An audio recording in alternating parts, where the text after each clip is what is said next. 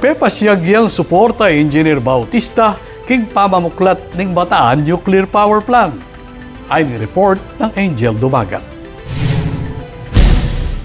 King meganap a discuss with us press forum ng Central Luzon Media Association Pampanga Chapter, pepasyagyang suporta i-Engineer Eliseo Bot Bautista king pasibayong pamamuklat king Bataan Nuclear Power Plant. Agpang kang Engineer Bautista bilang meto nga electrical engineer, eya dapat sayangan ing planta.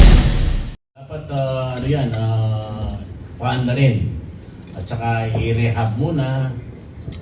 I-rehab yan, nandyan na yun Putilaran, paandarin yan. Inisplika na rin ing maragula potensyal na ning nuclear plant ang makabawas king singil kuryente. Ang assumption ko dyan, yung ating electric power rate, yung charge ng electric, talagang tremendous ang down yan. Assuming nagbabayad kang 10,000, baka maging 3,000 lang o 10,000. Kasi ang fuel niyan, minsan lang magpo-fuel yan. That is good, ang life ng fuel niyan, uranium, good for 25 years.